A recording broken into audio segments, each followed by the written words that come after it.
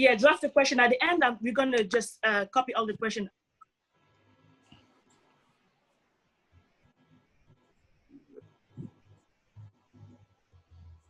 Oh, that'll freeze up my again now.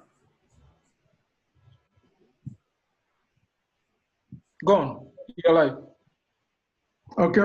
Thank you very much, Lidwin, and thank you very much to the organizers for putting such an important gathering together, and also putting such an important topic of discussion, which is the Africa that we want. Can you please introduce yourself again before you start, please? Oh yeah, excuse my manners. My name is Saikou Camara. I go by Saikou Speaks. I'm from West Africa, the Gambia, currently residing in the US. Okay. Lidwin, I will have to pull a quick one on you, a quick Southern culture on you here. A few years ago, during Hurricane Katrina, I met a young African-American general in New Orleans, and he was in charge of President Bush's administration for Hurricane Katrina. When they asked him, the journalist asked him a question, and he answered a different answer. He gave a different answer. And the second journalist asked him a question again. He gave a different answer for the third time. Another journalist asked him, why aren't you answering questions? And he said, every single time you have an opportunity to speak to a gathering as important as this, no matter what they ask you, say what is more important at the moment. So I heard your question, so take no offense that I'm trying to be disrespectful towards your questions or this gathering. But I think something is more prominent that we are forgetting. The key question is, what is the Africa that we want? Are we satisfied with our educational system? Are we satisfied with our agricultural sector? Are we satisfied with the type of leadership that we have? Are we satisfied with the technology, science and technology of the continent? There's a plethora of stuff that we can talk about, that we can ask, are we satisfied with? And I'm sure if I did a quiz right now, many people here will agree with me that we are not satisfied with almost anything in Africa.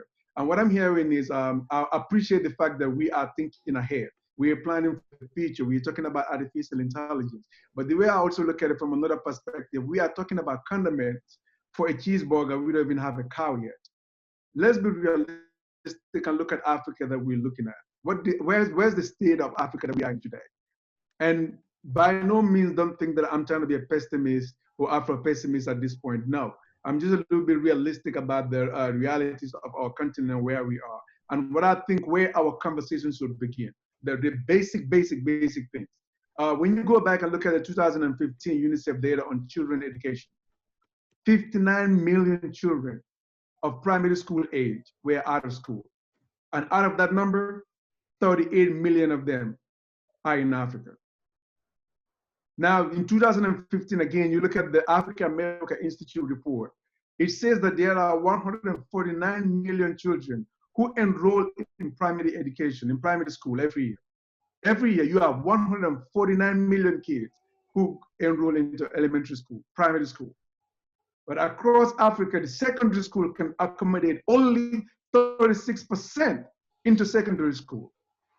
So at any given year, you have only 54 million kids who are gonna make it from primary school to secondary school, leaving a deficit of 96 million people.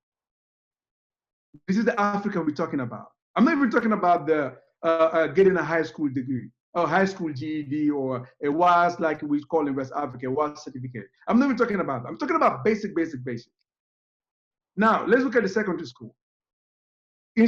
Though we do agree that we can get up to 54 million people into secondary school, but the reality is only 49 million people make it into secondary school. And out of those 49 million people, only 18 million make it into secondary school or high school. 18 million, leaving a deficit of 31 million more kids. I'm trying to give a picture here so that we understand the Africa we're talking about. Yeah, go on. Nigeria, every single year, graduates 1.7 high school, but Nigeria only enrolls 300,000 people into college every year. We're talking about the giant of Africa, the largest economy in Africa. Kenya graduates 300,000 students from high school every year. Every year, Kenya can only enroll no more than 50,000 students into university. The giants of East Africa we're talking about here. At any given point, globally, you have about 60 So 70% of young people between the age of 18 and 24 who enroll into colleges and universities around the world. In Africa, that number is only 10%. 10. Today, only 6% of young people in sub-Saharan Africa are enrolled in higher educational institutions. The global number, 26%. Globally, 26% of young people are in university. We are at 6%. At any given point in Africa, you will have about 27 million qualified young people who are ready to go to university or who can enroll in university every given year. Out of that number, only if you combine all the universities in Africa, they can only enroll 4 million people at a time. So you have a deficit of about 23 million young people every single year, hardly educated, no skills, no talent, roaming around the continent of Africa. I'm not trying to be a pessimist. We need to take it back to the grassroots. From